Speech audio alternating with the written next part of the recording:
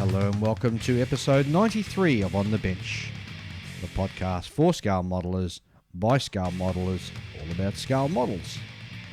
And in this episode, we're going to be having a look at the finer details of modelling. We also have some mailbag to get through and having a look at what's new in the modelling world. But first, this show is being brought to you through the generous support of Michael Hunter and Barry Fleet. These two fine gentlemen have decided to help support the show, and you can too. Just go to www.patreon.com/onthebench and pledge any amount from $1 a month upwards. Your contributions help with their production costs and are greatly appreciated. The Scale Modeler Supply. Certified Australian made, Scale Model supplies a detailed range of premium acrylic paints that have been specifically developed to cater to the scale modeler. Designed to be used straight from the bottle, SMS paints have taken all the guesswork out of airbrushing. Simply shake the durable glass bottle and pour and spray for a fast drying and extremely durable result. The ever-growing range of SMS paints will suit all types of model builders, be it military, train, car, science fiction or Gunpla. SMS premium acrylic lacquer paints will have a colour to suit you. The Scale Modeler is also your one-stop shop for all your weathering, brushes, masking, tools and accessory needs.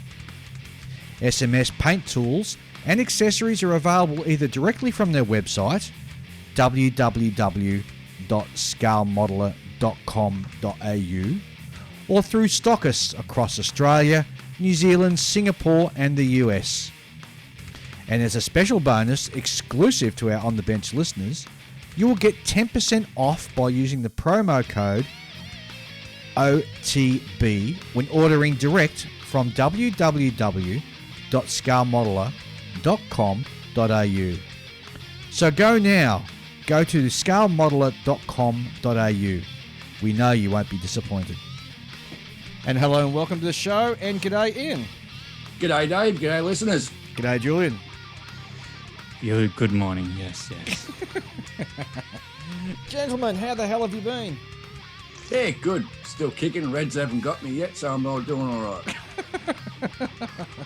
What about you, Julian? I don't even know what that means. Oh, he's the communists are after him. Okay. Yeah, I'm not too bad. I've been working on my models. Good For a change. show. Good show. Same here. No, I actually had some really good sessions on the painting bench, I should say. Yep. Yeah. So I got all the painting done on my Renault R5, the little French car. Yes. And I found out that technique of spraying like a clear blue or, any of those sort of clear colors that generally most aircraft modelers would use for navigation lights, when you spray that over alclad for like a metallic finish paint job, that's really hard. Oh, really? Yeah, it's really hard. So you know how like if you're painting on an aircraft or anything really, I mean, like what you do is you go, okay, you start painting until you get close to like 100% opacity, right? Mm-hmm. That you can't see through it anymore. Mm-hmm. Unless, of course, what you're trying to do is mottling or some other thing and you're trying to, get shading effects, of course. But you always know where you sit within that 0 to 100% spectrum, right? Yep. And you can always like sort of, if you want a consistent paint job, you just move all the way up to 100% and then you apply that across the board. But with this, it's a paint that is completely transparent and there are infinite levels of see-through, right? So you can, unless you're very disciplined and very good at painting, like in the classical sort of, automotive painting where you go from left to right, etc.,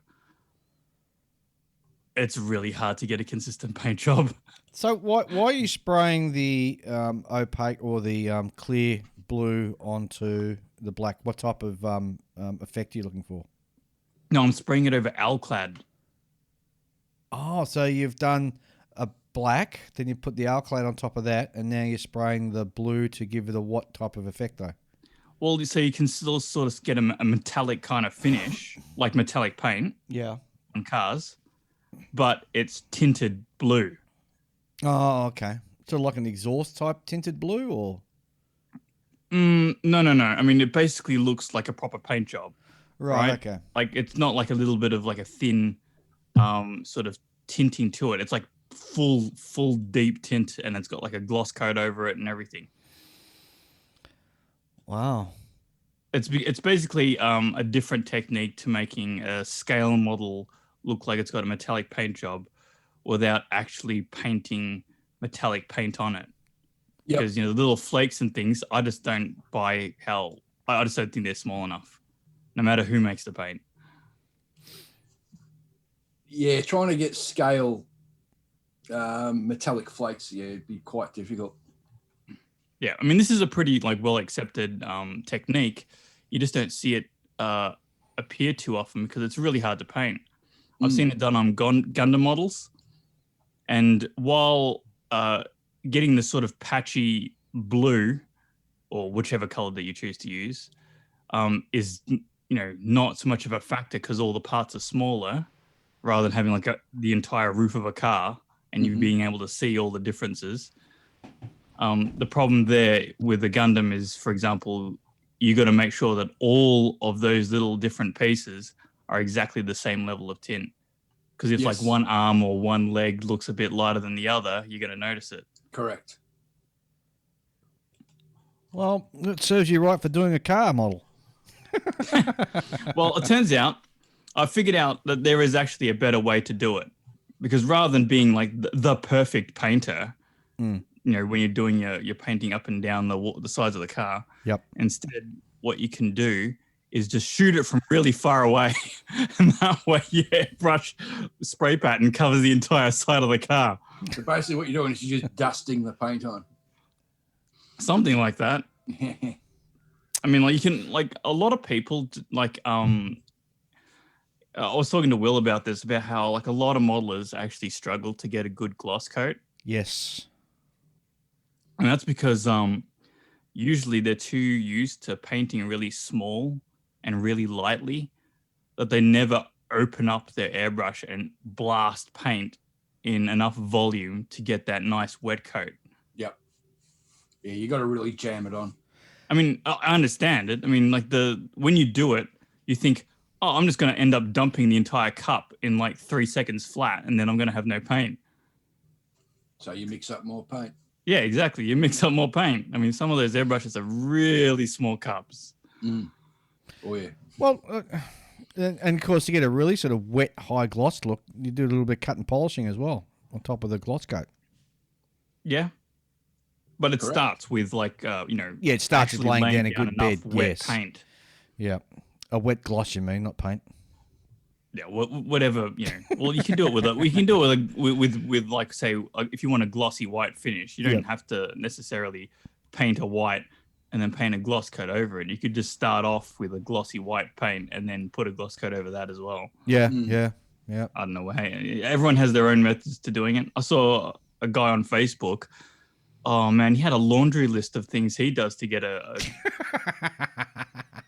I swear there was like, I kid you not, there was like 15 steps, and it was something like like primer, paint, polish,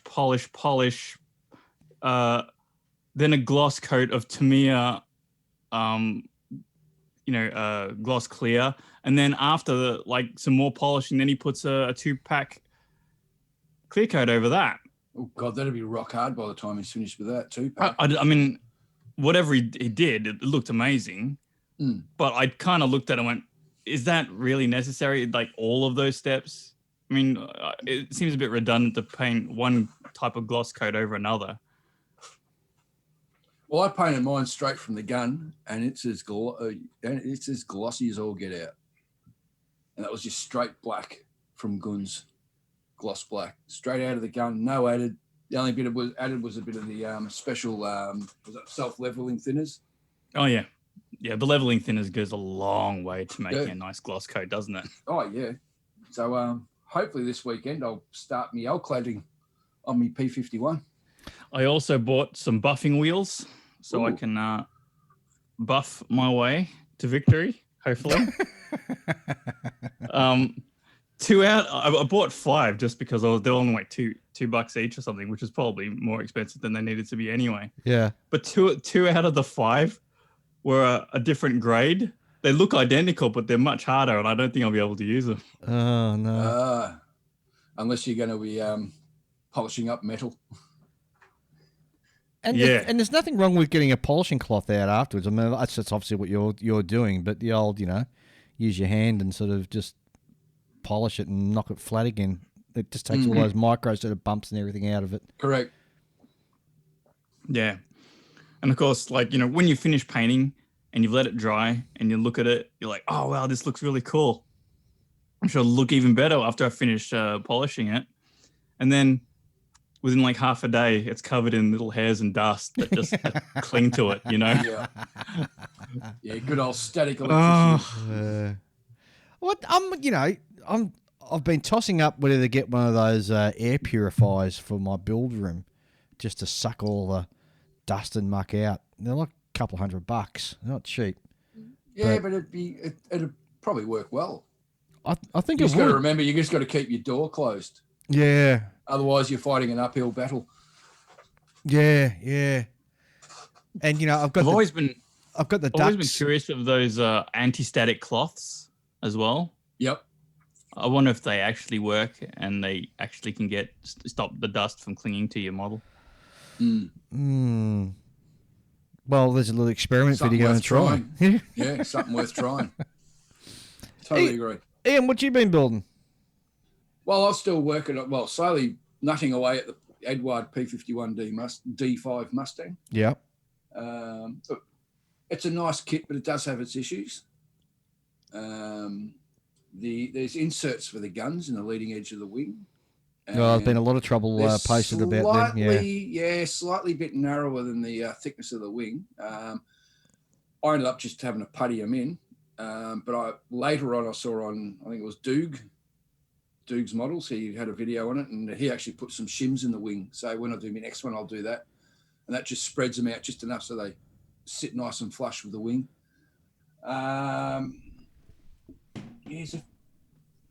There's the detail on the top of the cowls, very washed out, because the top of the engine cowl is part of the fuselage, unlike Tamiya and I think Airfix, that's a separate panel, so they can get all the good rivet detail on that. Yep. So I've had to get out a rivet tool and redo the rivets on the top of that. But no, it's all in high. I painted it high gloss black last weekend, and it's just been sitting there all week gassing off. So this weekend I'll hit it with some Alclad and finally get some paint on it. Do you usually leave it for about a week once you put the gloss on before you then have another? Yep. Don't touch it. It gets locked in a box for a week, and I don't even look at it. Oh, okay. And that way I'm guaranteed that the gas is all gone out of the paint and it's rock hard and it's ready for its next coat. Very good. So I picked up a couple of kits too. Of course you did. Yep. Picked up the new Edward Spitfire Mark 1, which, look, is a nice looking kit. I don't know of any issues. Bit disappointed, to be honest. It's a dual kit. It's Spitfire Story of the Few. The only bit of resin you get with it is a Douglas Beta figure. Oh. With a ginormous chin. I don't know. I don't think he ever had a massive bony chin like they've got on here. Does it come with his legs? Yeah, it definitely looks like he's got wooden legs though, because his pants are really floppy and loose fitting by the looks of it. Do you know when he actually got his legs, he was actually shorter? They gave him shorter legs than what he really had. Because of his center of gravity would have been altered. Yeah, well, yeah. So, so you don't even get like resin wheels or exhausts with it like you would with all the other Edward kits. And the exhausts, including mine, everyone I know of that's got one of these kits, the exhausts all have sink marks in the top of them. which is going to be an absolute pain in the bum to clean up. So I'm just going to wait and just get two sets of Edward exhausts for it. Yeah, get aftermarket ones. That's the easiest way. Yep. And the other kit I picked up was also another Edward kit, and that's the new very long-range P51D Mustang. Oh, yeah. The one's based at Iwo Jima. You get a little bit of resin with it, and you get a nice little badge with a snake head on it, which is from one of the schemes of the decals you get. You get a bit of a P51 kick at the moment. Yeah, well, I think that's me. Just a little bit. Sixth Edward P51 boxing. So as they're coming out, I'm just buying them. Yeah. Well, I'm having a busy time at the moment. I've completed 2 kits. So I finished my Redstone Mercury rocket. So that's all done. Yeah. And also completed my V2, which is all done. Started doing my lunar module, where I was trying the gold leaf and the silver leaf. Which how's that working out? Worked out really well. I was extremely surprised. Originally I thought that the leaf would just stick to the kit and you wouldn't have to worry about anything, like gluing it down, but that turns out to be wrong. So I've used some Gator's Grip, the thin blend, and I just lightly sort of paint that on the part that I want to cover with the gold or silver leaf, and push the gold leaf down or settle it down, and then just sort of get a cotton bud and just push it in against it, and it sticks fine. Oh, great! And any bits that tear, I just dab an extra bit of Gator's Grip, paint it in that little bit where it tore, and get another little sheet and put it in there, and it sticks down fine. And it's nice, and it's got that real sort of nice reflective sort of look to it. Mm-hmm.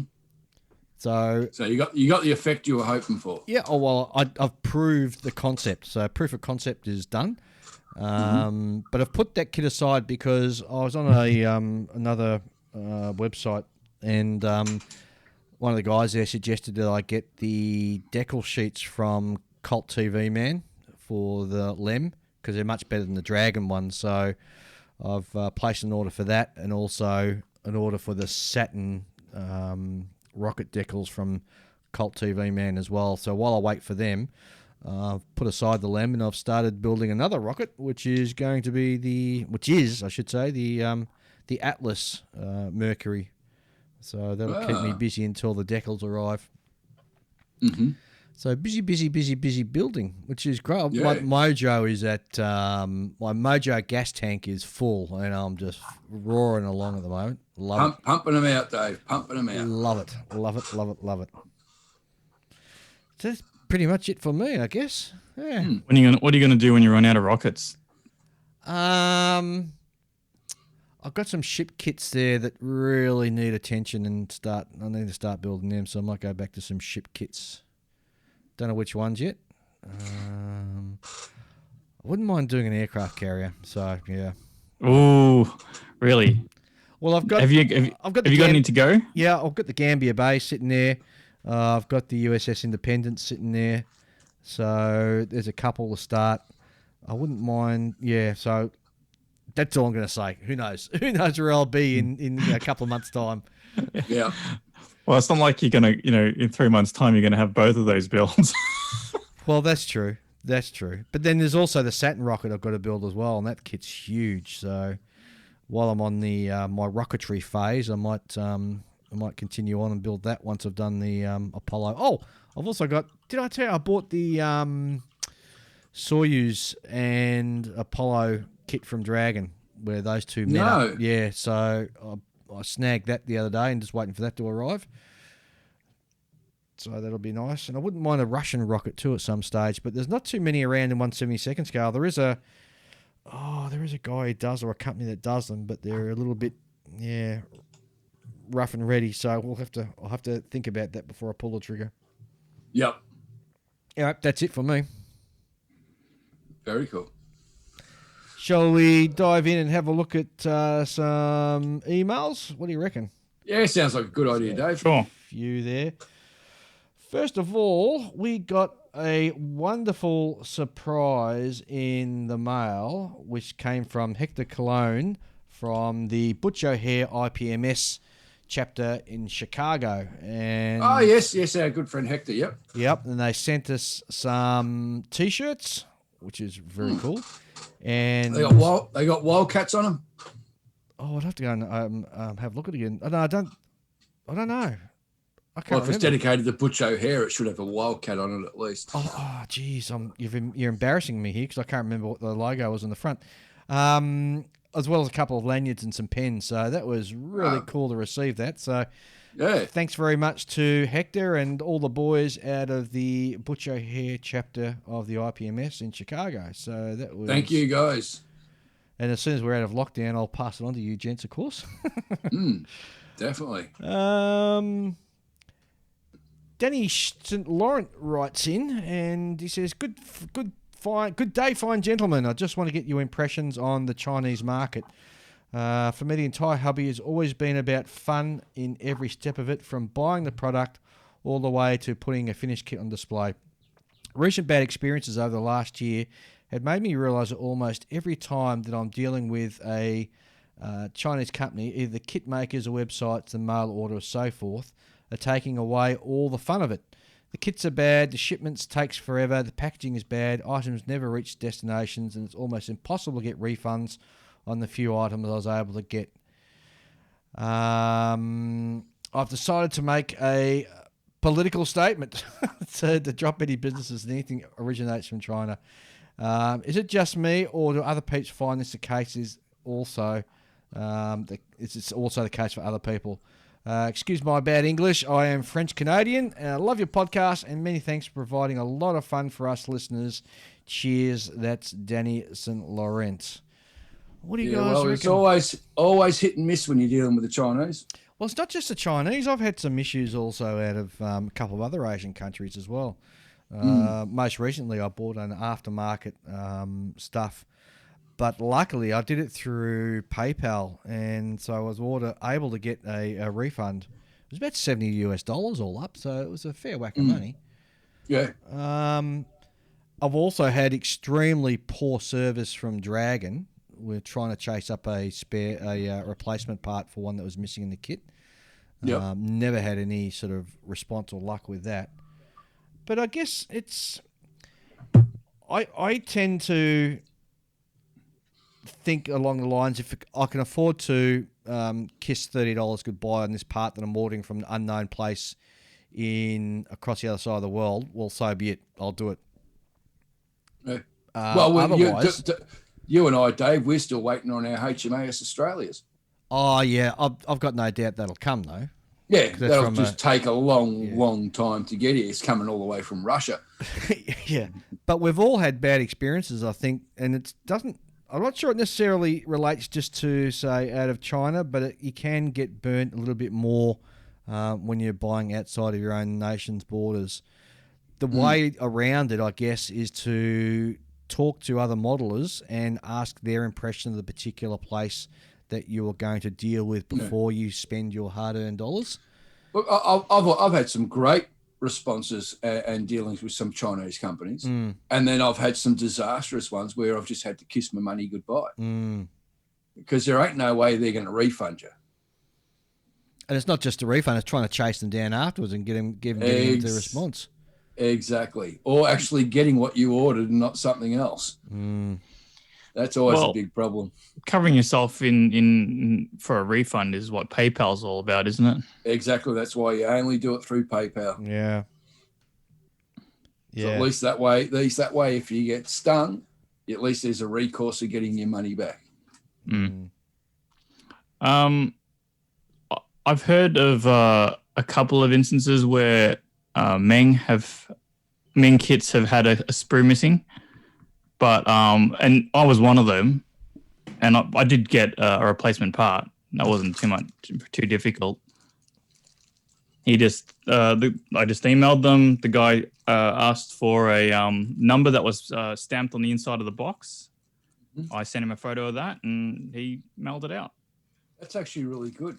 They've asked you for a code number because that means they can then check through that batch run and get a good idea how many it may be missing that sprue and rectify the problem and not have it happen again. Yeah.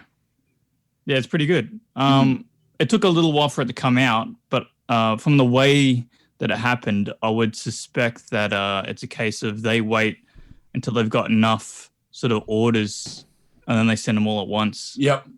Yeah, it makes financial sense from that way. Yeah.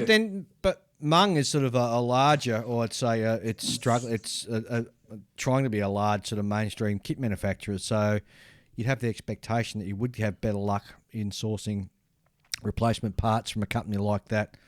Yeah. Pity the same can't be said for Dragon, but anyway, that's just my experience. Well, I mean, it's not just China. I mean, like, there's a lot of companies out there that just don't conduct themselves in a way that's customer friendly, you know? Or individuals for that matter, like, little backyard sort of cottage industries. Yeah. You hear a lot of stories about people getting burnt with those particular individuals as well. Having said that, I think that it's like anything you buy. You're going to get that 1 or 2% that's going to ruin it for the other 99% of traders who are doing the right thing. Yep. And it just comes down to doing your research before you send your hard money overseas, I think. Find out, as you said earlier, Dave, find out from other people what their dealings with that company were like. Yeah, and it's not just that, it can also change. The company can change as well. You know, I know Games Workshop used to be really bad at sort of interfacing with their customers, but now they're a lot better these days. Have a lot more transparency into what they're working on. Which is what you want. Our next email comes from Barry. He says, "Hi, Dave, Ian, and Julian. Hi, Barry. Just listened to your latest podcast about tools and surprised to hear that for the Golden Sprue Awards, which is coming to a close shortly, that warships are undersubscribed. I'm not surprised, as there are, I believe, only 3 of us in the world who build warships regularly. It'd have to be myself, Ian, and Barry, I think. I build 1 350 warships and listen with excitement to what the Falcon has to say about what's new and anticipate the new releases. I need to be overwhelmed by the new aircraft, tanks, and trucks, and even rockets." He goes on to say that he's having some difficulty with paint detailing. He airbrushes Tamiya acrylic paint and he tries to brush over raised detail with Tamiya wash or panel liner, but it doesn't seem to flow or stay in the lines. Would a clear coat make any difference? Any help would be appreciated. It would make a heck of a big difference. The glossier the surface, the more the ink wash is going to stay within the panel lines and not bleed out. Yeah. Because you'll find with a flat finish, it's going to absorb a lot more of the ink or the wash, and thus it'll spread out further than where you want it to go. Whereas you had a glossy coat, it usually tends to stay where you want it to. Yeah, it's kind of like when you get like oil stains on concrete. You know, like if it's just bare concrete, it'll be like a stain. You know, it'll sort of soak in. You won't be able to get it out very easily, and it tends to limit how far it runs. Yep. Whereas if it's glossier, it'll run across that surface and stick to corners and things. Correct. Well, I recently had and I reached out to the hive mind of the On the Bench crowd. I've never had success doing panel lines, and I've used a whole host of different sort of products and everything, and always had problems and errors and everything. And this time around, I tried the AK pencils, where so I put a gloss down, obviously, and just got the actual colour that I wanted. Wetted a brush, rubbed that against the lead or the end of the pencil, I guess, and loaded it up, and just put it float it into the lines, the panel lines, and the rivets, and it worked out beautifully. Ah, cool. And let it dry for a bit, and then just get a very, very sort of damp cloth or bit of paper and just wipe the excess off, and it came off beautifully. No dramas. It's my new favourite way of doing panel lines now. Well, if it works for you, continue doing it. Yeah, exactly right. Okay, so thank you very much, Barry, who hails from Ontario in Canada. Next one comes from Andrew Lance. And Andrew writes, "Hello, guys. Love the episode about tools because I'm a bit of a tool junkie. as well, or was, as I'm in recovery now. He's been a model maker since back in the 90s, and although he's had a lot of interest in the hobby, there was not a lot available to 14-year-olds, and his local hobby shop was very basic. I.e., the only glue he could get was testers and very cheap paint brushes and testers enamel paint. Fast forward to 2017, and a friend introduced me to Bandai Star Wars models, and the bug hit me again. This time there were so many options for gear, and I went hog wild. I started to basically watch everything about model making, which led me to your podcast, and started to collect every tool known to man. At one point, I had 6 airbrushes. Yeah, thanks, Andrew. And Andrew actually sent me one of his Sotars as well because he had an extra one. He's got 3 different scribers, knives galore, and many other things that my bench was cluttered with a mess.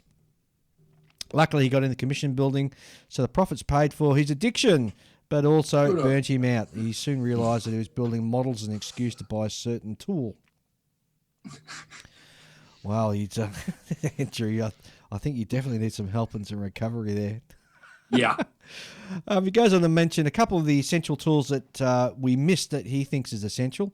Good quality tape of different sizes. And I must admit, there were quite a few things we did miss on that episode about tools, but we were sort of really just touching on the base tools, I guess we were looking at, weren't we? Yep. Yeah, we didn't get in depth on all the. I mean, there's always more tools, isn't there? Yeah, we could have been there for hours. Could have done the next 10 episodes on tools. Andrew also says clamps are a necessity. He has a bunch of them to hold parts together while the glue sets. They're invaluable for cheap models that have a poor fit. And abrasive cleaning disc. This is an essential tool for keeping your sanding blocks in top shape and extending their life. It's essentially a rubber disc that cleans the grit. I've been able to extend the life of my good sanding sticks by 4 times by using that. And that's actually interesting. I've heard that before. You get an old eraser, the old rubber erasers that you used to have at school, and you use them to clean your sanding sticks and everything. So, anyway, Andrew writes, thanks from Canada, and hope you guys are doing well during COVID. Thank you. Good to hear from you again, Andrew. It's been a long time. Okay, now Matt Porter writes, it is a really interesting question. Hi guys, long-time listener from the UK and love your fantastic podcast. I look forward to each new episode and can't imagine spending time at the modelling bench without you 3 keeping me company. We all have modelling heroes. Mine are Daniel Zabari Suarez, I should say, and of course a fantastic Shep Payne, whose 148 scale B17 diorama sparked my modelling interest back in the 70s. I was wondering who your modelling heroes are and your sources of inspiration. Shep Payne for me. Shep Payne was the one that changed me from slapping together models to actually thinking about what I'm building and actually putting that extra step of effort in. I have to say, if I had a modelling hero, it would have to be Costas with his 1/700 scale ships that he does. Yep. And Chris Flood, he no longer builds model ships, but he used to do the most realistic water that I've ever seen in my entire life. Yep. So they would have to be 2 that I aspire to be able to build as well as. Yep. What about you, Julian? You got any heroes apart from me?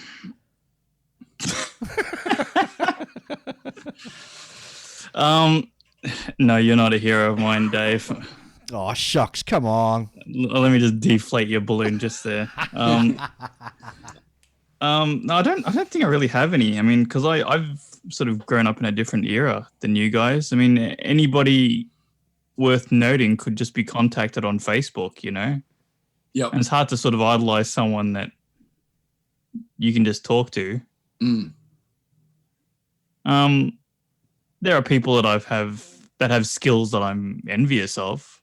Oh, same here. There's one guy locally down here that I reckon is probably one of the best builders I've seen in a long while, and that's David Huriger. Yeah. He's making a name for himself now, just doing local landmark buildings. Yeah. And the work he puts in is just amazing. It just blows my mind every time a new one comes out. I'm all over it online. It's just and he's a terrific bloke when you meet him in person. Very friendly fella.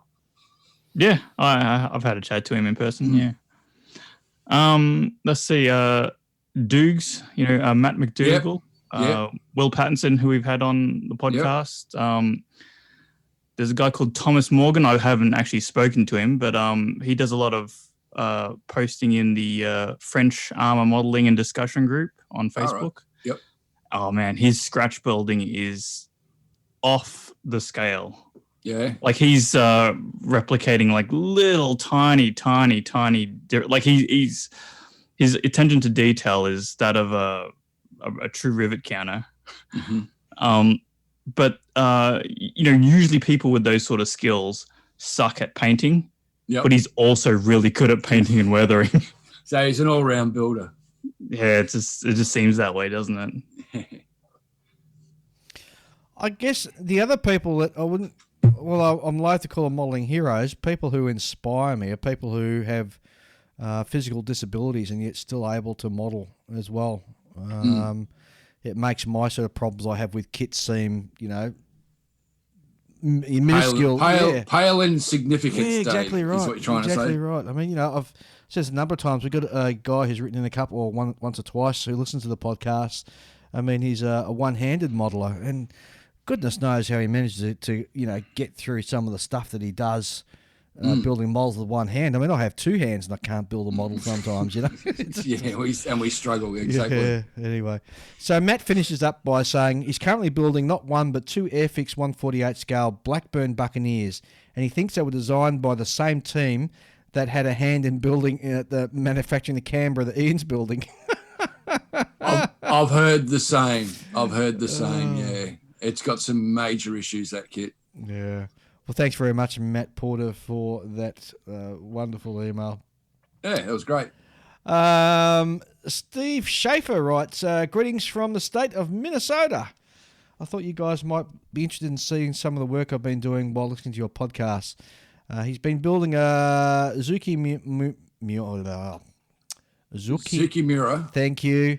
148 scale F4J Phantom 2. He's airbrushed it with MRP acrylic lacquers, and he's weathered it with some MIG and Tamiya washes.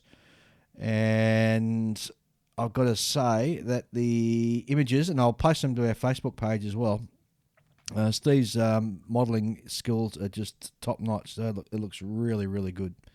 Oh, cool. So thanks for that, Steve. This comes from Nevin Surface. Sorry, Nevin. Beg your pardon. It's Victor DeSanto. While Dave is mispronouncing all these names, if you're listening and you've got a very difficult name to pronounce, write in. I want to hear Dave try to pronounce them. Oh, geez, now. Yeah, that could be a new segment. Dave butchers the English language. He can butcher all the languages. Why stop at just one? Victor DeSanto writes in from the US and he says, "Hi guys, I've been listening to your show since pre-COVID times and have enjoyed the company while I model. I had the best idea you're going to hear for your 100th birthday, at least in my mind. You are probably well aware of the F-100 Super Sabre and the Ford F-100 pickup truck, but there's also the Su-100 tank destroyer and the F-100 cruiser, which is from the Spanish Navy. So there you have your episode. You can discuss aircraft, automotive, armour and naval subjects all centred around the 100 theme. Maybe you haven't built them, maybe you haven't heard of them, but you have a bit of time before episode 100. Anyway, thank you very respectfully, Victor." Thank you, Victor. Well, I've already built a 100 kit. Have you? Yeah, a Bugatti 100p. Oh, well, there you go. There's another one. And if anyone's wondering what a Bugatti 100p is, it's not a car. Oh, I was about to say, I thought it was a car. No, it's an aeroplane. Oh, well, there you go. Bugatti's that's that one. Yes. Looks like something Batman would fly. I built the 148 scale Planet Models version of it. See, to me, it looks like something a Frenchman would fly. Oh yeah. Well, it's just got that wacky engineering. It was built look to it. pre-World War. I think it was built pre-World War II for the for air racing, and then with the invasion of France, it was stored and then basically forgotten for about 50 years until someone found it in a barn. And I think it's now somewhere in a museum, restored. So it's never flown. Some guys in the States decided to build one themselves. And I was following this thing for years as they were building it up. Unfortunately, the test pilot crashed it and died, which was a real shame. And that knocked that one on the head. How do you put an aircraft in a barn and forget about it for 50 years? Well, probably the person who probably put it in the barn probably got executed by the Nazis. Who knows? Oh, jeez. Next email comes from Bob Blair in Charlotte, North Carolina. And he writes, "Hey guys, I've recently rejoined the plastic model world after being sidetracked for many years with remote control, car racing, and high-powered rocketry." Oh, geez, they'd both suit you. It's funny. Join them together and have a lot of fun. Yeah, people talk about how plastic modelling is expensive, but geez, anything with the letters RC in front of it, you just open your wallet up and watch the dollar bills just fly out, don't you? Yeah. It's like owning a boat. Yes.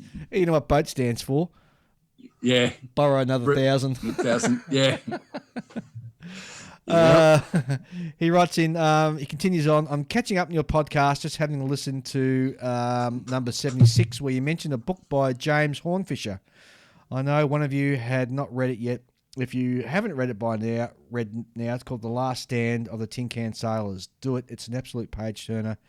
In fact, I've read a few of his books, Neptune's Inferno, Ships of Ghosts, and the last one, Ships of Ghosts, is in relation to the last battle of the USS Houston.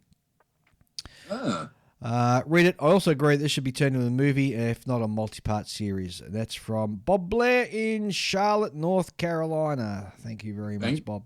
Thanks, Bob. Well, that's it for our letters into the show. How about we have a quick break and we'll come back and have a look at what's new in the modelling world? How's that sound, guys? Sounds like a plan, Dave. All right, back very shortly. Fine Scale Modeller is the world's most recognised and essential magazine for modellers and is available in all good newsagents and newsstands or wherever you purchase your magazines. Alternatively, go to their website www.finescale.com and subscribe to either a print edition or their digital edition. Go now. Go to www.finescale.com. And we're back and we're having a look at what's new in the modelling world. And first thing we're going to be looking at is some news out of Trumpeter. And Trumpeter for the month of October have announced a PLA Navy Type 055 destroyer in 1/700 scale. They're pumping some of these out. Geez, they're building Chinese ships as fast as the actual Chinese Navy is. For those of you who enjoy building in 1/700 scale, I'm pretty sure that you'll be excited about this, especially if you love your modern stuff. Model length is 259 millimeters. Total parts count's 110 parts. Total of 4 sprues. The hull is split into 2 parts. So if you want to do a waterline, you've actually got to attack it with a razor saw. And you've got some basic photo etch parts included also. Next in 1/32 scale is the F100F Super Sabre. Wow, that should make a nice kit. I'm going to say the Century series of US fighters, I find it very exciting to look at. Yeah, just really good. Yeah.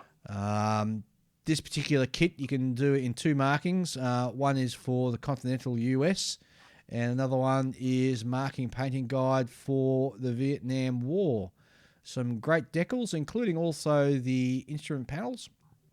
You get a whole heap of sprues with it, and total of 440 parts, 18 sprues and tyres.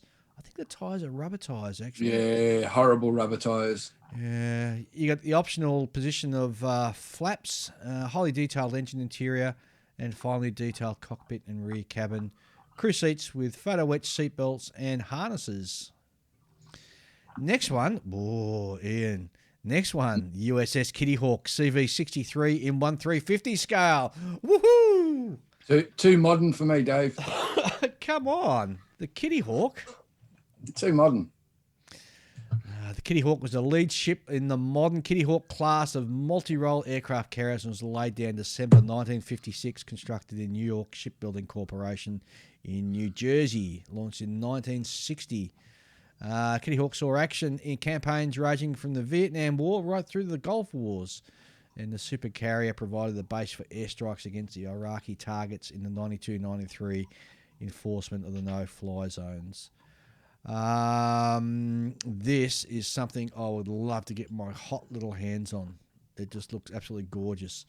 The hull is done in one piece, one complete piece, which is terribly exciting.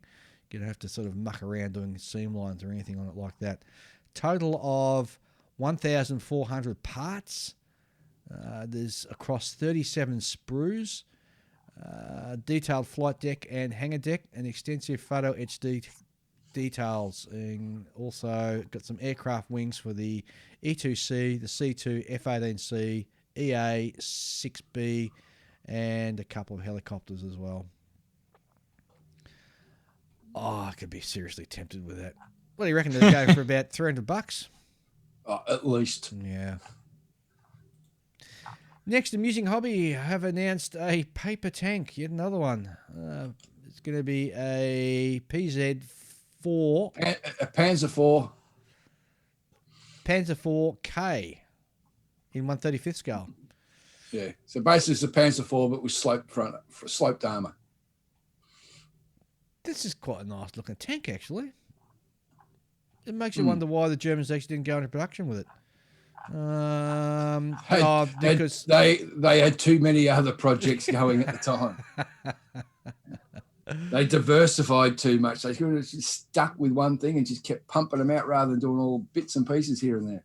Here you go. So in October 43, it's determined that changing the Panzer IV's design would have slowed down production of the Panzer V production due to the need to double produce the Panzer IVs by spring 44. It's cancelled in favour of retaining the original Panzer IV design with the armour increased to 80mm. Yep.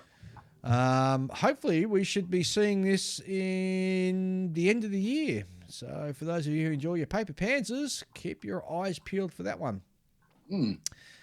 Italeri have announced that they are doing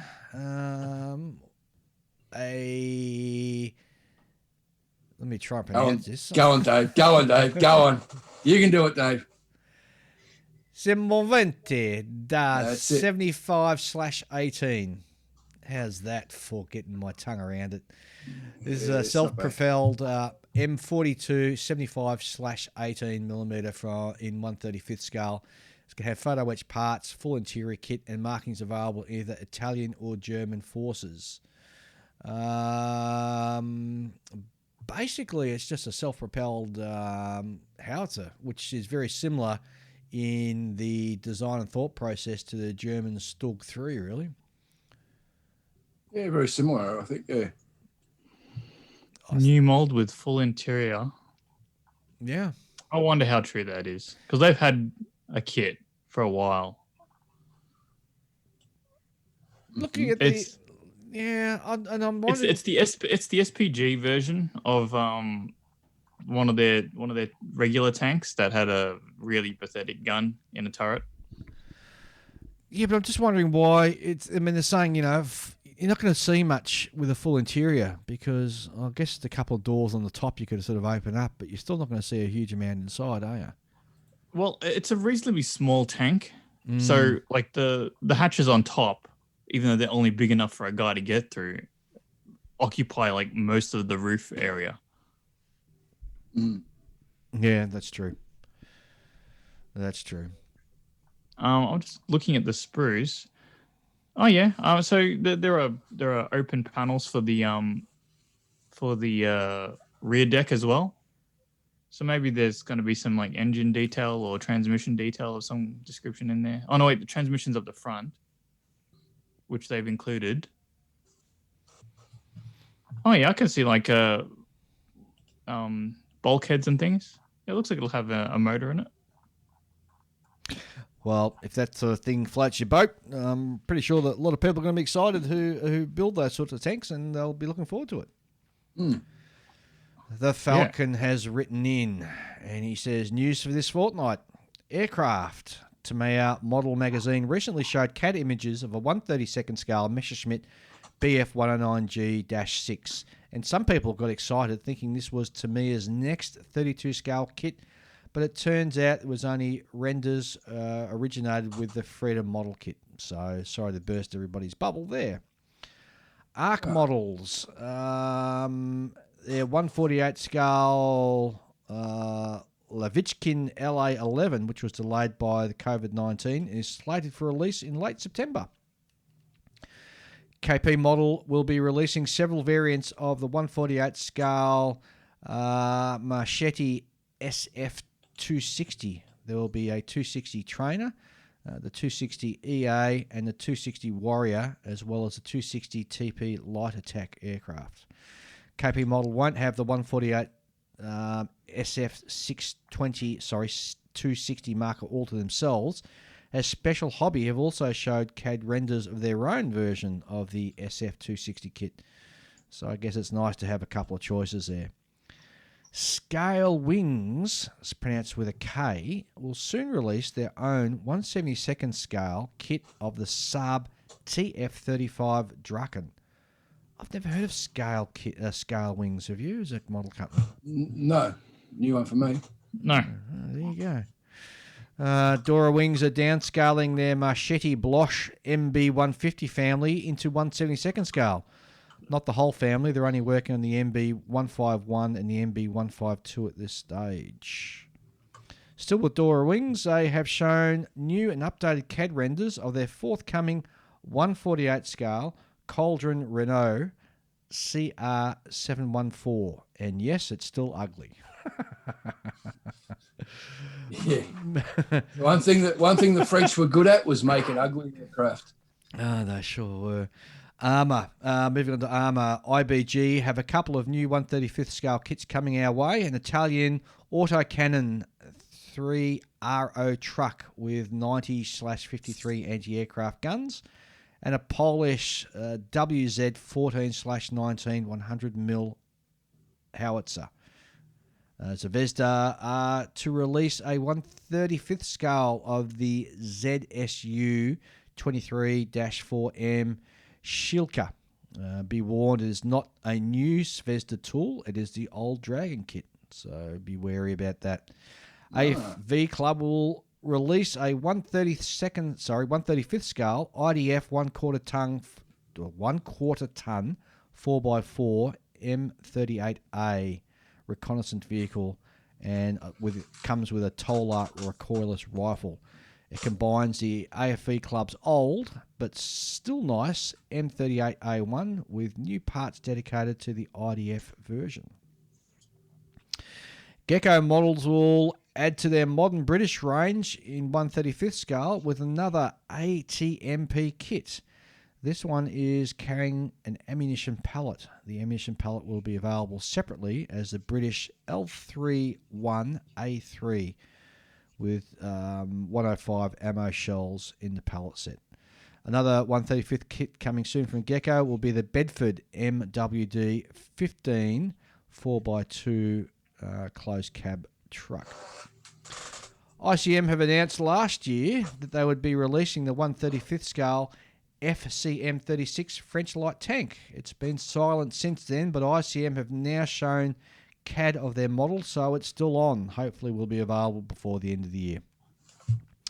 Miniart have announced a new version of their 135th scale D8500 German tractor, the D8506 tractor.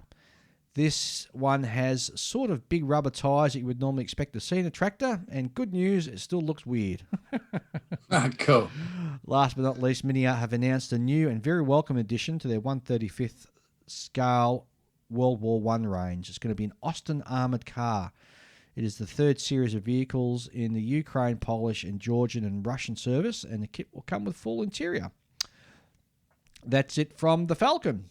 Well, there you go. Hey. You guys got any new kits or anything new? No. Nothing from you, Julian? Nope. Now, I did see somewhere that somebody had mentioned something about Bandai doing a 1-to-1 scale, and just let me have a look here if I can find it. Here we go. A 1-to-1 scale cup of noodles. We've seen stuff like that before. Jeez, really? Yeah. I mean, well, it's the kind of thing where a modeler might not be interested in it, but someone else would, you know. Like, I'm pretty sure my sister would probably buy something like that and stick it on a shelf somewhere. What? Are you kidding me?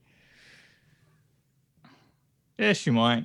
Well, the interesting thing is this is multicolored sprues, so it looks like you don't have to bother painting. You just clip it off and snap it together, much like with other Bandai models. So I'm pretty sure it's owned because the noodles in a cup actually originated out of Japan after the Second World War. So obviously it's got a big following over there in Japan, and that's no doubt where it will have its biggest sales.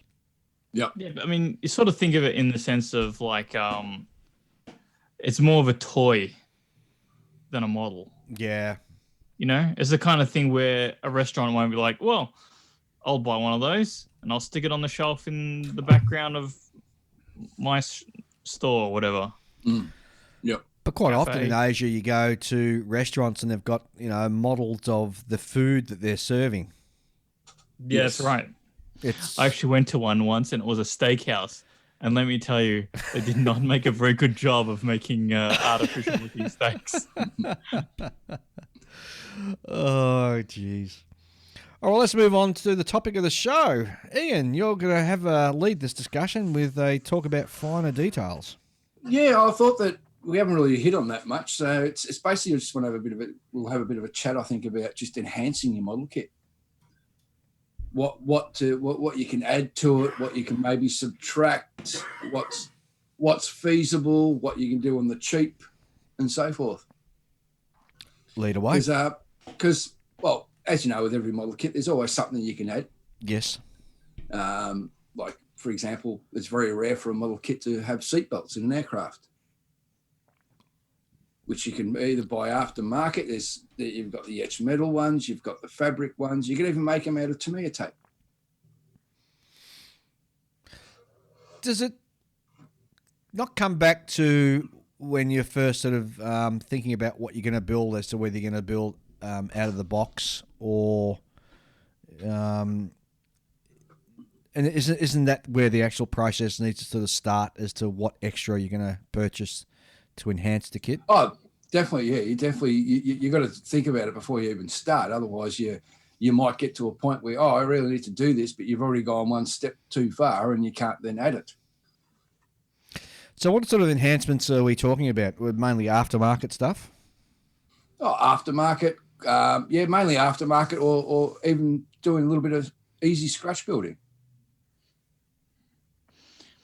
Well, yeah, I mean, what used to be before, some of them you can't do too late in the game, right? Like, for example, a pidot tube.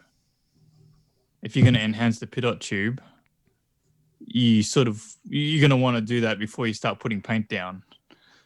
Otherwise, you're going to be painting again. Yeah. Well, it's like seatbelts. There's no point trying to put seatbelts in once you enclose the fuselage halves. You can try, but you're not going to have much luck, that's for sure.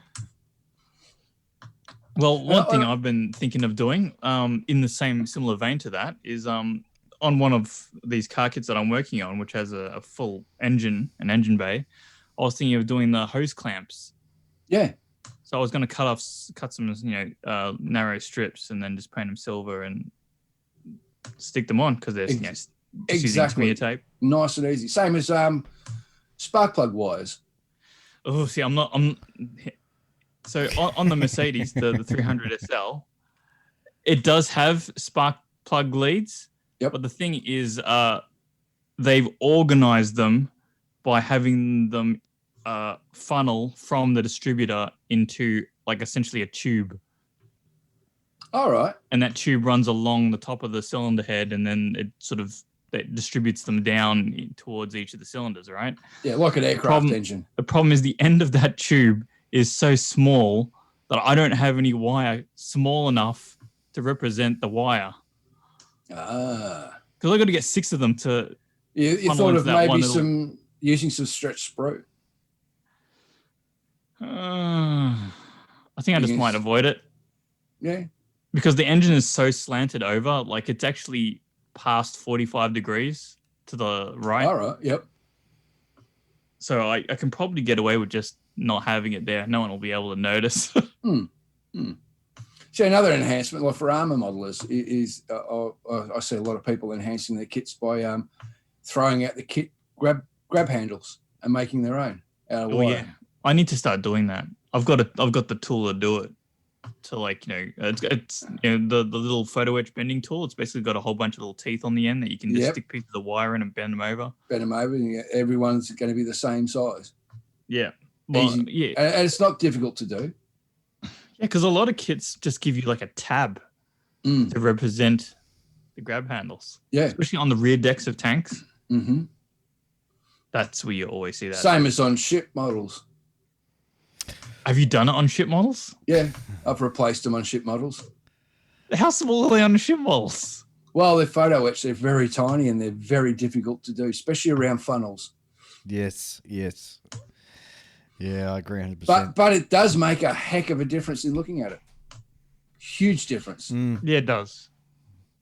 And I guess another one you can also do if you're doing aircraft is your tires rather than is just get a file or a bit of sandpaper and just flatten a slight bit of the bottom of the tires.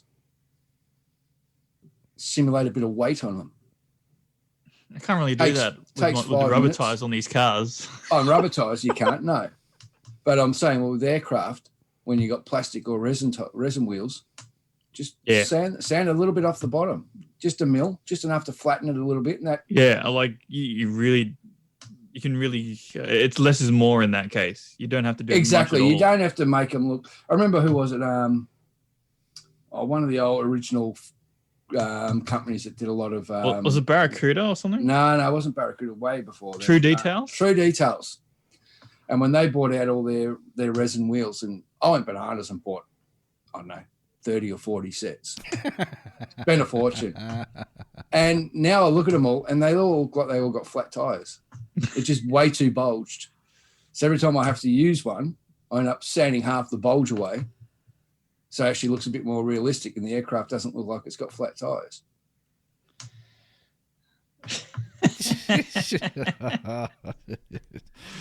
So I guess while you're talking about finer details, you're just trying to make that model sort of step up a level above, and just adding a little bit more sort of realism in it, more eye candy. Yeah, more eye candy. I suppose some people could call a little bit of rivet counting because you're trying to make it look a bit more accurate. Yes. Well, it doesn't necessarily have to be physical details either. It could be actually just painting details in that should be there. Exhaust staining, stuff like that.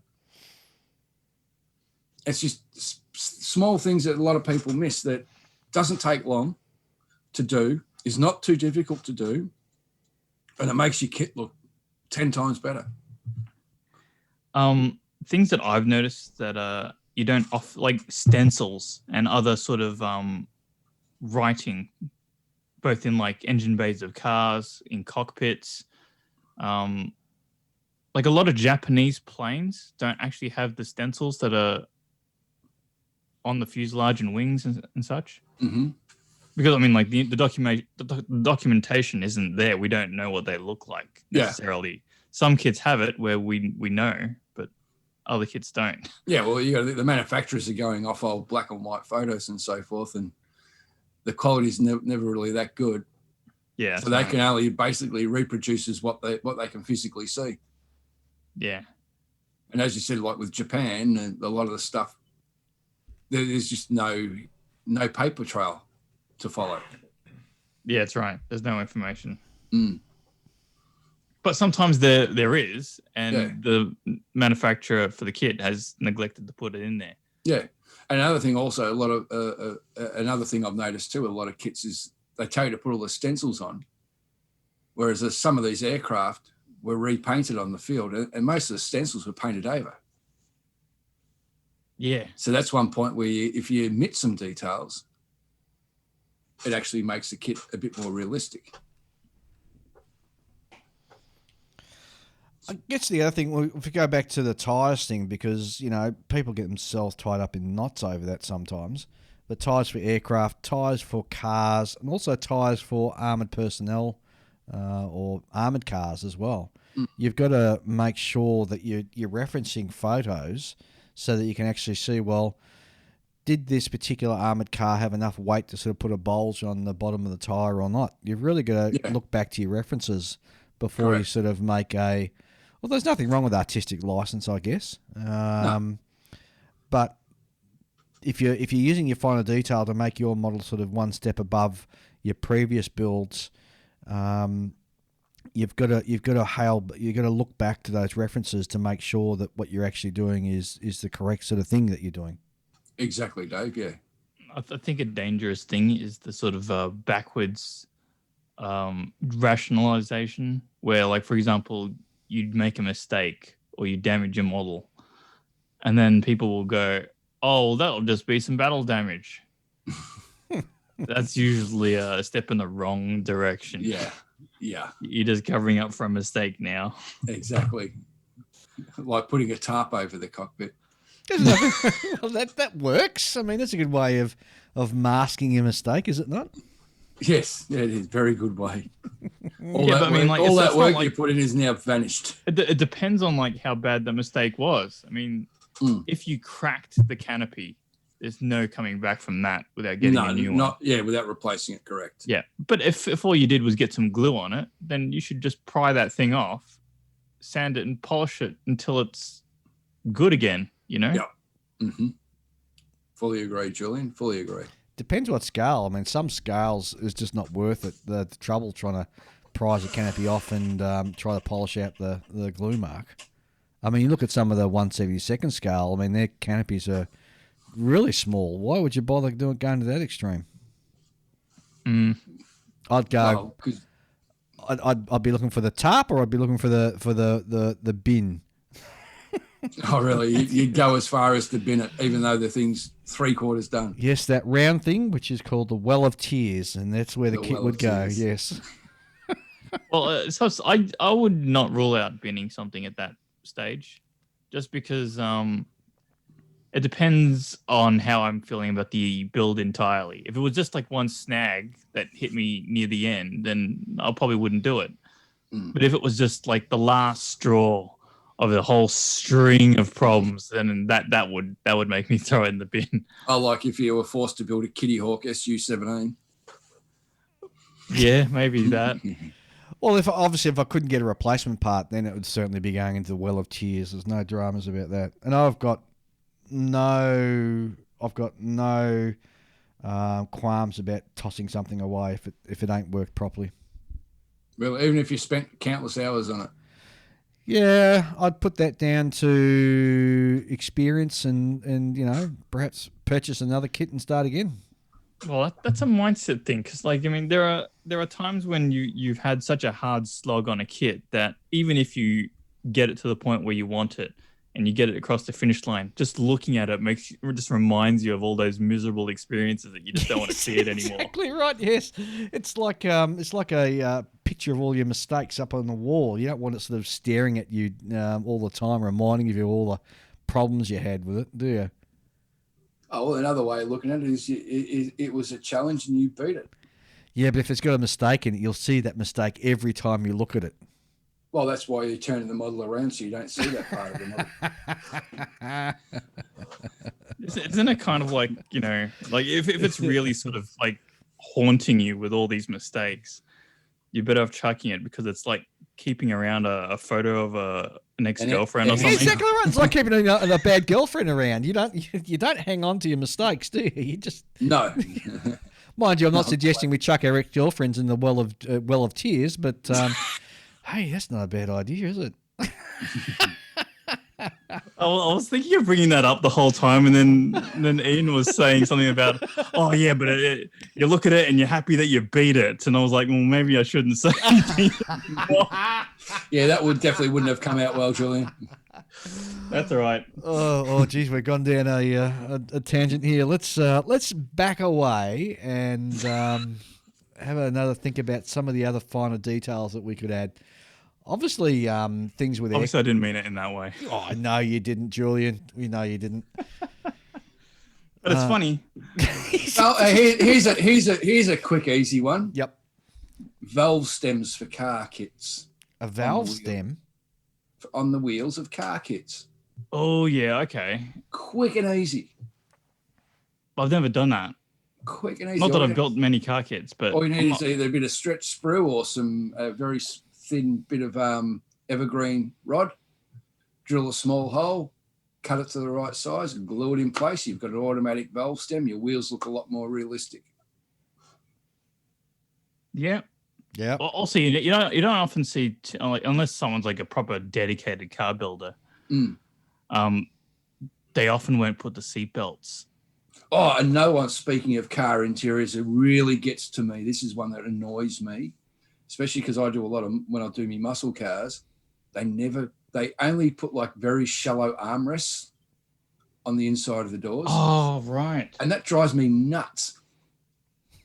So that's the point where you got to get out a block of plastic and do some shaping and create the proper armrest. So actually it does look like there's an armrest on the door rather than just like a little lump.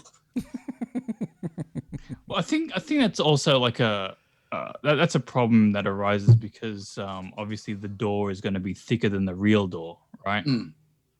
There's only limited space, so they have to downscale the seats and things like that. Not for an armrest. Not for an armrest on the side of the door. That always sits higher than the seat of the door of the car anyway.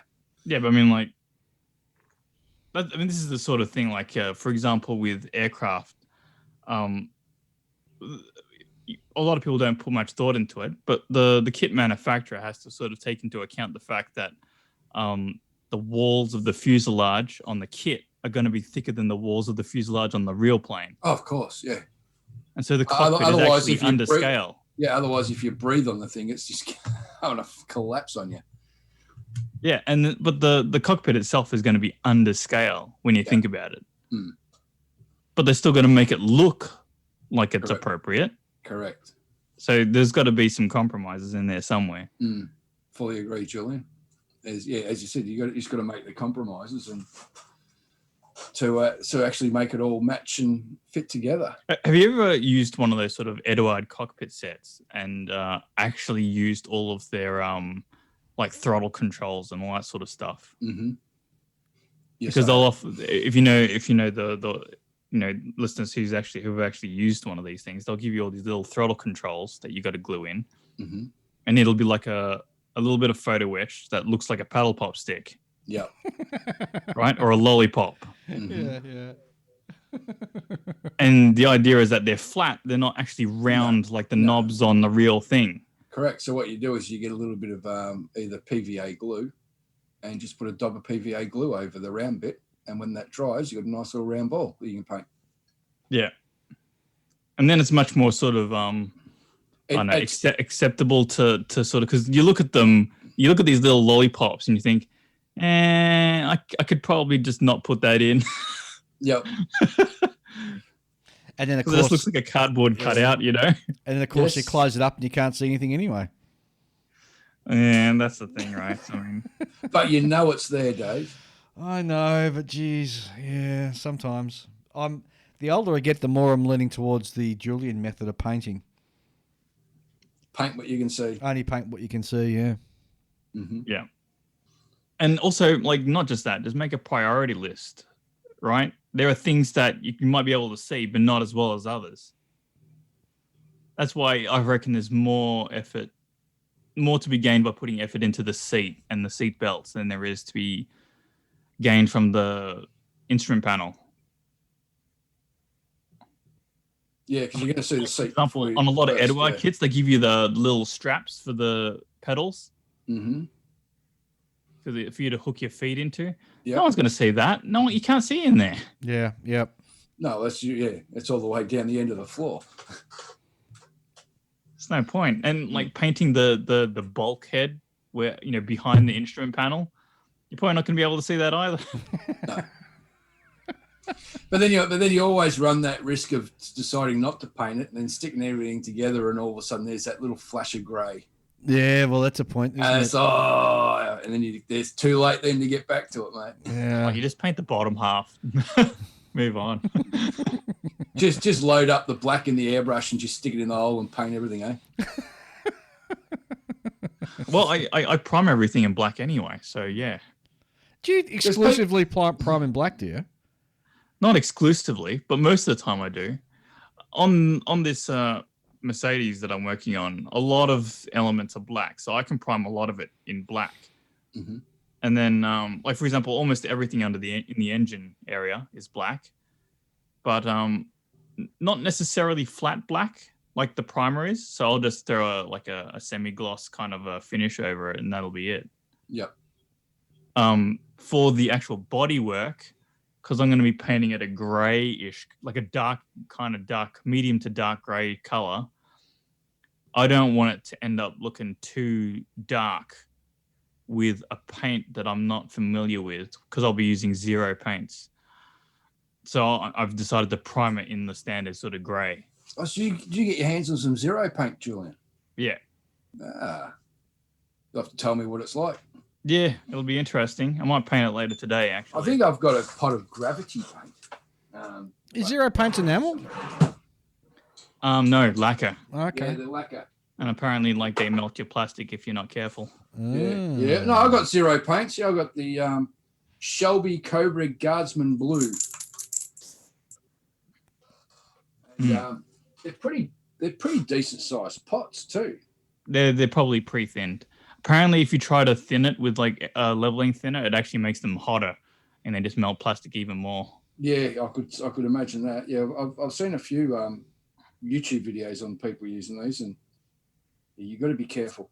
So you can do a test spray on some sprue from the same kit just to make sure it doesn't. No, I'll probably just spray it onto the model first time. You're like me.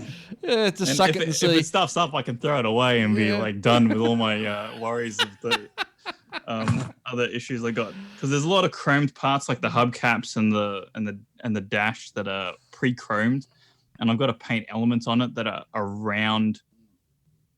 I've got to leave some elements chrome and others not. I've got to paint them. And it's just a huge pain in the ass. Massive pain in the ass. I don't know how I'm going to mask these things, but I'm going to have to figure something out. I've got to admit, we say this quite often in the show. Always try and do a test before you're doing anything on your masterpiece. But that's what I preach, but I don't do it myself. Yeah, I know the same. I get so impatient. Me too. I just get so impatient. I'll just go, oh yeah, there you go, put it on. Yeah, I just find I get into the zone and just forget about it. Keep going. And having to do a testing on another part, it just seems another step too far that I don't need to. Yeah. The laziness is palpable. It's all great, and then the disaster happens, and you're like, "Ah, oh, damn it!" Yeah, I know. And then I kick myself for not sort of following my what I'm preaching. Yeah, exactly. Oh, well, if I do end up binning this Mercedes, which at this point isn't very likely, but if I do end up binning it, I don't know. I might go on for another. I could probably buy another car kit and do one of those, because I'm kind of in a car kind of mood. See, car kits don't have anything because I get in and I drive the damn thing every day. I drive a car every day, so it just doesn't hold any interest for me. Yeah, but you can build cars that you wish you had. Yeah, well, that's actually no, because then I'll just sit there and cry even harder, knowing I can't have it. It's like having a model of Sophie Loren. It's not something you can have, is it? Is it something you really want? Come on, how old is she now? Is she still alive? She is. She's very well preserved. Oh, there you go.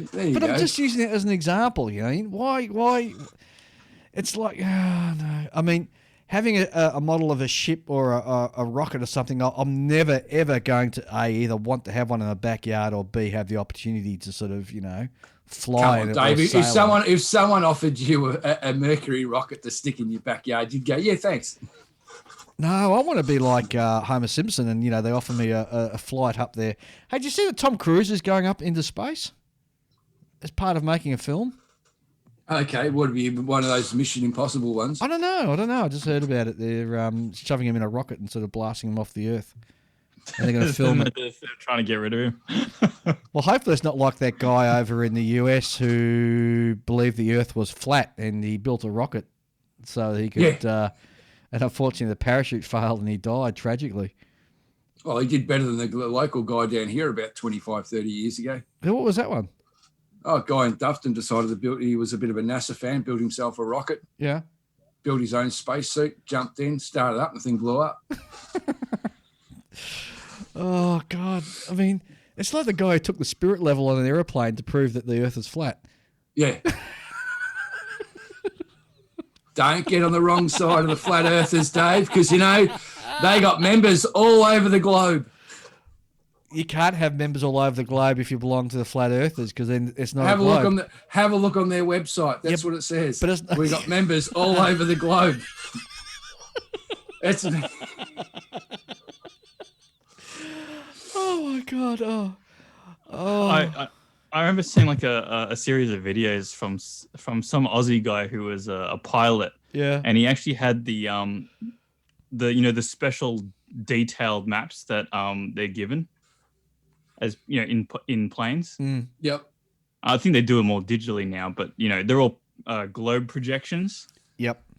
And he sort of actually explained it out to this one particular flat earther who kept arguing with him to show him like this is how the maps are, and this is why if you can chart a triangle and each end of the triangle will be 90 degrees and you will end up at the same position that you started in. I remember seeing that one because he was right. Yeah, well, and anyway, let's get off the. We're digressing. We are digressing. Don't we always digress, though? Oh, we do. All right, let's finish up with some more tips on finer details. So some of your go-to ones are obviously photo etch, aftermarket photo etch. Well, resin. I'm a fan of brass gun barrels. Oh yes, love them. Especially when they've got like the vented jackets over the top, But not just brass. It can be aluminium. So a lot of aluminium ones out now as well, which I think I prefer a bit more because they're lighter when you're building large armor kits. It doesn't put stress on the actual mantlet that you're attaching it to. Yep. Depending on the kit, I actually don't mind just the plastic one now, to be honest. I mean, like a lot of the cleanup isn't that bad. Yeah, with the modern kits, it's not bad. But when you're dealing with some of the older kits where you've got a massive seam line running through the length of the gun barrel. Yeah. And the big worry is turning a nice round gun barrel into an oval. Mm. Yeah. But or worst case scenario is when the molds haven't quite lined up and you've got two half semicircles. Yes. Like technically, like a split gun barrel is in plastic is not bad if it fits well, right? Yeah, if it doesn't fit well, bin it. Get an aftermarket gun barrel. Yeah, I mean, like when you buy an armor kit, you're like, oh, cool, I'll get this and I'll get that aftermarket for it. Then you get your aluminium barrel, and then you realize I'm gonna have to glue this turret on or glue some tabs to it or something because it keeps wanting to tip over. The actual gun barrel is heavier than the turret itself, and it won't sit there naturally in the correct position. Well, that's why aluminium is better than brass because it doesn't have the weight in it. Yeah. Another one that a lot of people find easy to do is aerial wires. Yeah, is an enhancement. wires, yeah. Oh, like your comms thing for aircraft. Yeah, antennas, for aircraft. Antennas. Yep. For ships, you can do rigging. Oh, yes. That can be a challenge because some ships have got lots of really messy rigging. Yes. Yeah, but I mean, like the ships that have messy rigging, if you can pull it off properly, it looks really impressive. Oh, it does, yeah. It's just quite difficult, and be prepared to have a lot of patience and start again a few times. It's not difficult. It's just time consuming and very, very intricate. That's all. Yeah, and learn to work from from the bottom. Inside and the out, middle, yeah. Inside out. Yeah. Bottom Don't to the make the top, mistake inside of out. starting. Yep. Don't make the mistake by starting from the outside and working in. No.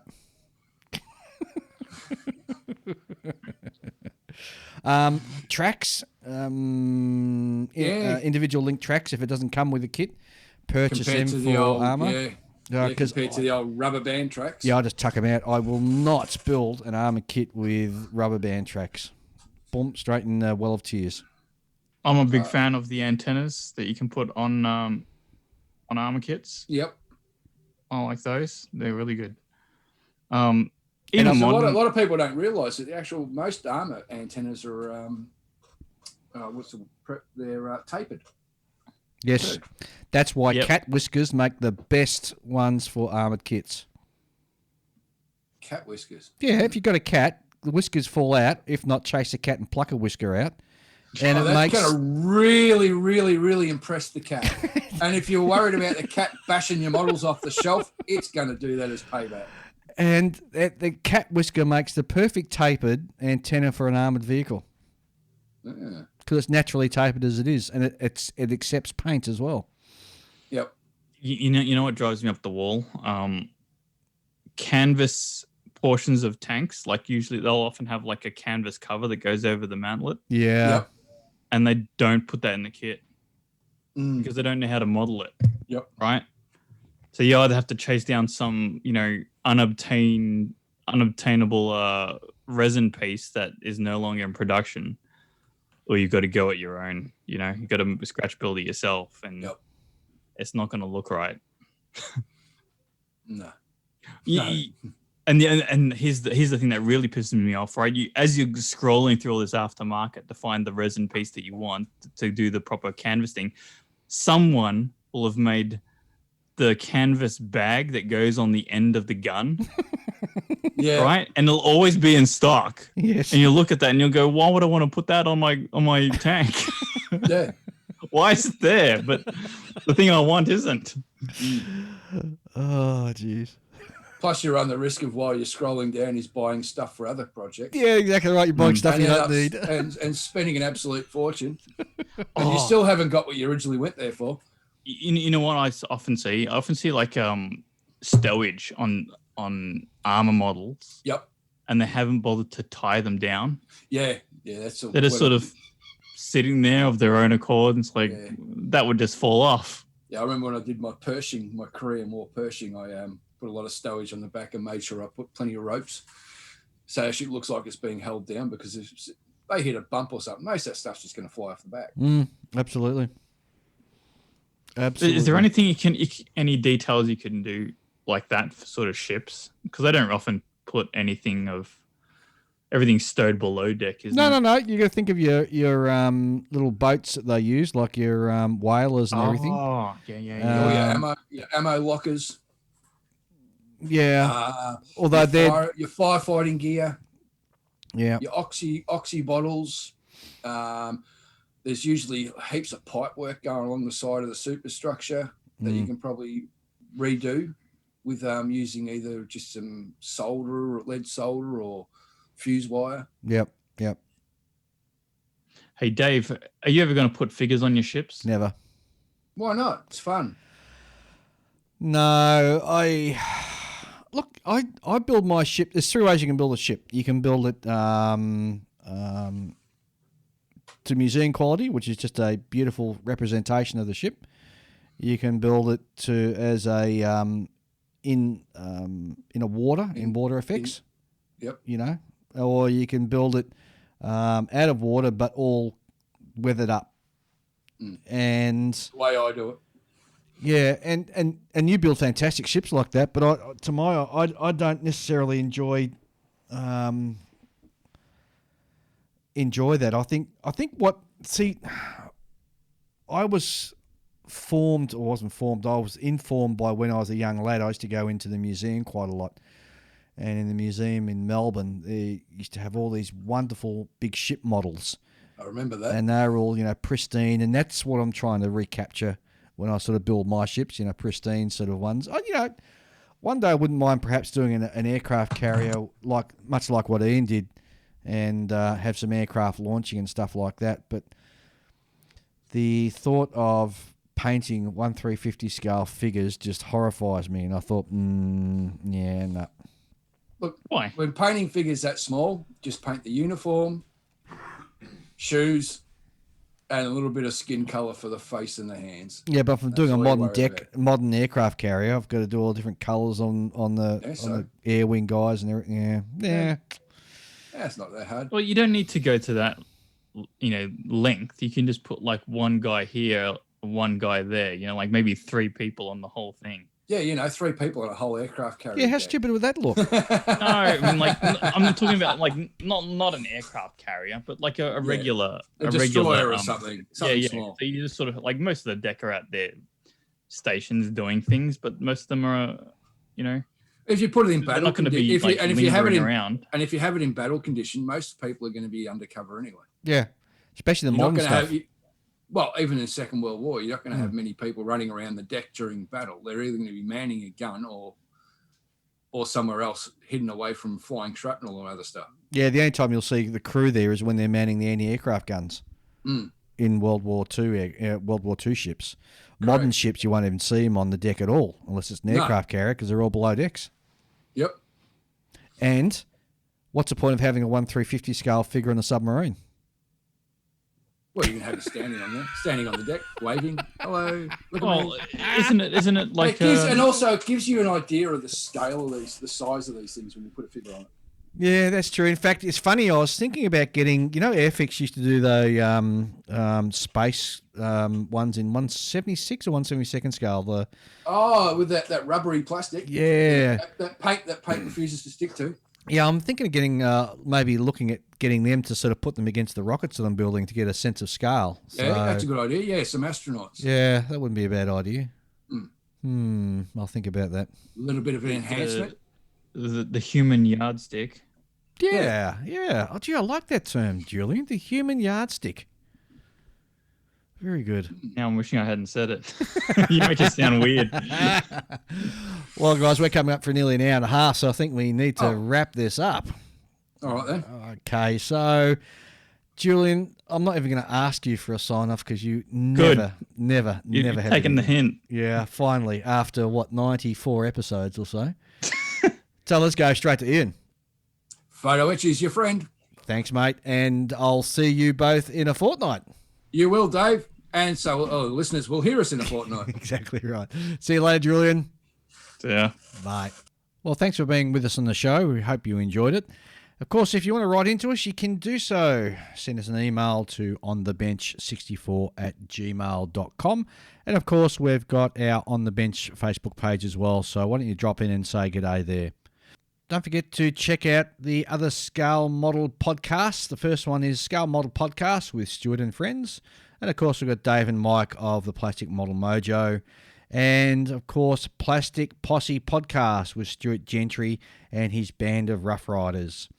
Also, don't forget to cast your vote at the Golden Sprue Awards. Nominations close in 5 days. My name's Dave. Thanks for being with us. See you in a fortnight.